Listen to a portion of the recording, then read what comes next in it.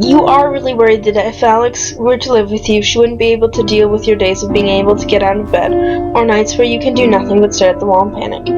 Even though you've discussed your situation with her, you still fear that she doesn't realize the depths of how bad it gets. It's one thing for you to deal with how you feel sometimes, for her to see it pop up occasionally. It's an entirely different situation for it to be something she has to live alongside. Well, I'd like to, but I think it's best if we talk about it a bit more before committing to a decision. Though she seems a little defeated, you make it clear that you're not making excuses and actually mean that you want to talk. You reiterate a lot of what you've told Alex that night, and although she gets a little defensive and tells you she already knows that, she confirms that she is willing to help you through your issues. I feel like you forget I love you sometimes. I know that there are bad days, and I'd rather try and work them out with you. We can figure this all out together. Her words sway you, and you can't help but hold her close to you. Aww. You are doing well! Oh my god! Guys, I'm really happy that I'm helping this person. You are doing well. You may still have your bad days, but you now have an effective ways to deal with them, and you don't get nearly as low as you used to, or for as long. You still visit your therapist, and even she has remarked at how much more alive you seem lately. You're taking your medication regularly, and are pleased at how well it seems to be working.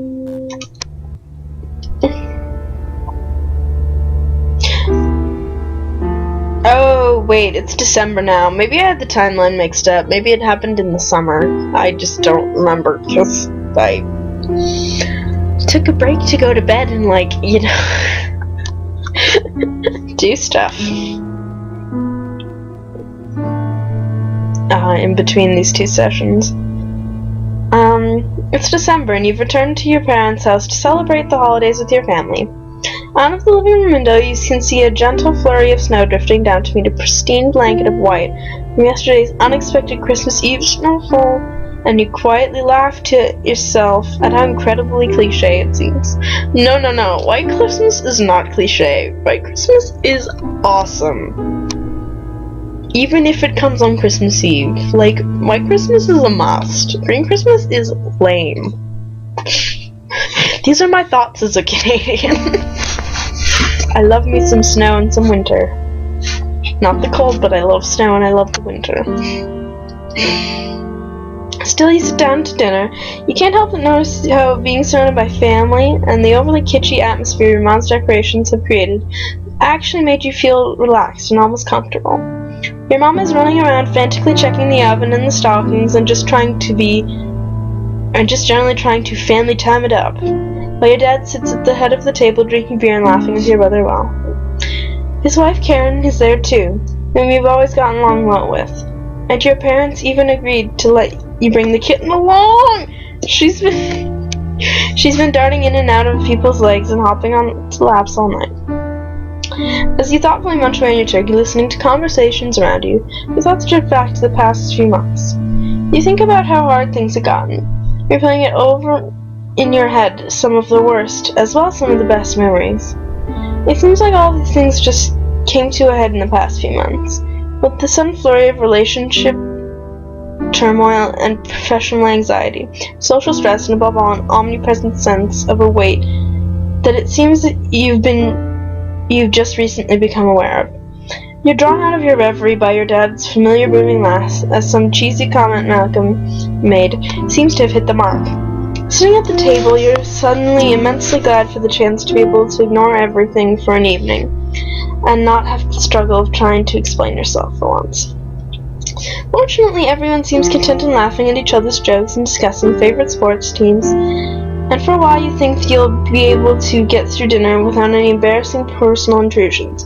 But no, sooner did the thought cross your mind than the table conversation trickles off, leaving a slightly awkward silence to descend the table. So how are you doing these days? Your mom asked pointedly. It's such a simple question. Oh, yeah. I lost my spot. It's such a simple question, and one that you seem to have had to answer countless times before. You take a moment to collect your thoughts, then looking up, you take a deep breath.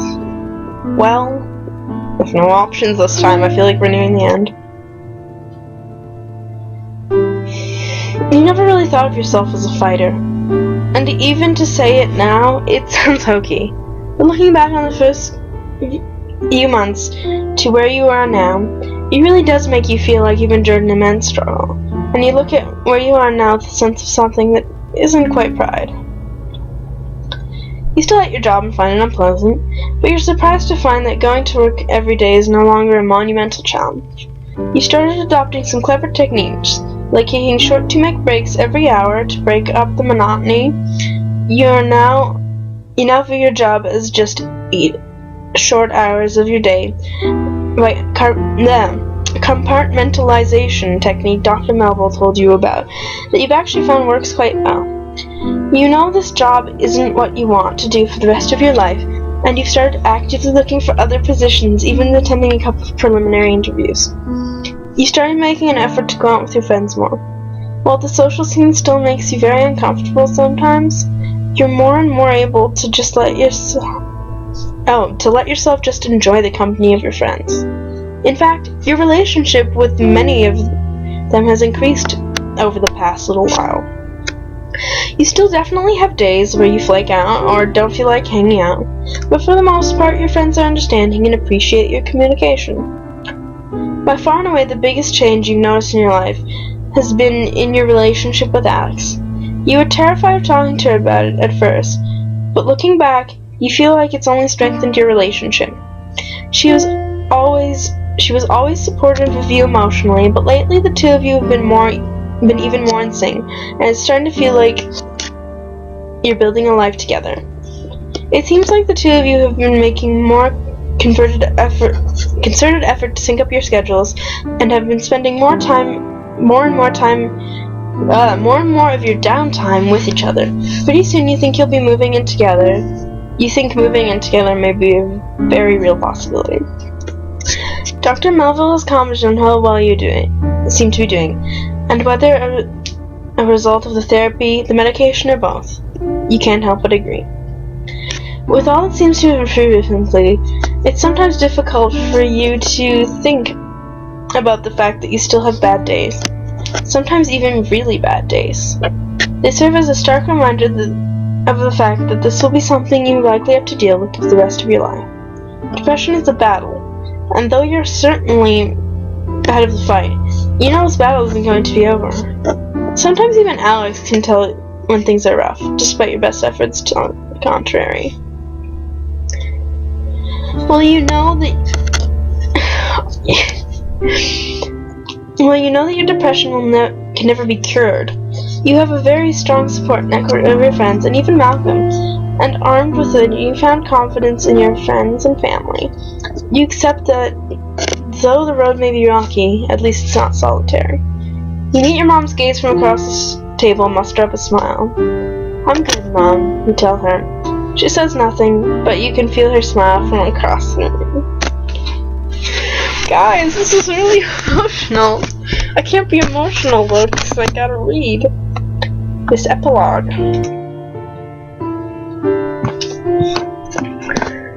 We really wanted to thank, this is I think from the devs, we really want to thank you for taking the time to play Depression Quest. We realize it may not be the most enjoyable game you've ever played, or even the easiest, but we sincerely appreciate your involvement. Like Depression itself, Depression Quest does not have an end, really. There is no neat resolution to depression. It is important to us that Depression Quest's own resolution reflect that. Instead of a tidy ending, we want to just provide a series of outlooks to take forward. After all, that's all we can really do with depression. Just keep moving forward. At the end of the day, it's our outlook, and our support from people just like you that makes a difference in the world. Thanks again. Credits? I will leave those on the screen, and then I will go. I'm leaving time for you to look at them if you really want to pause and look at them. And thank you for being willing to play games that are meant to be something other than simply fun. Hey, no. I enjoyed it.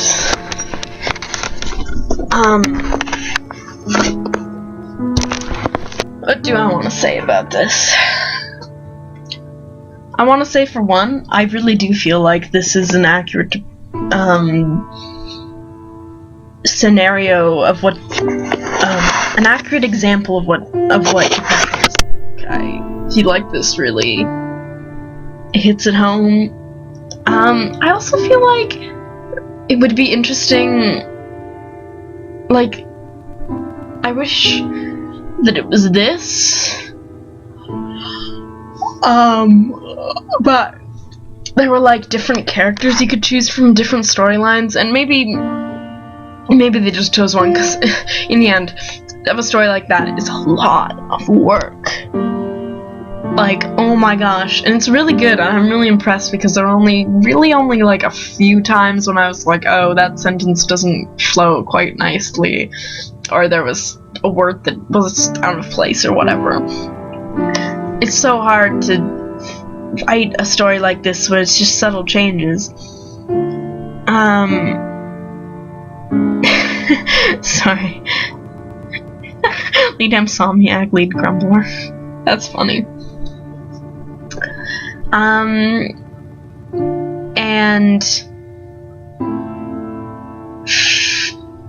like, it would be really what I was gonna say is that it would be really interesting if this game had like different characters for you to choose from. So you'd have this 25-year-old something guy, and then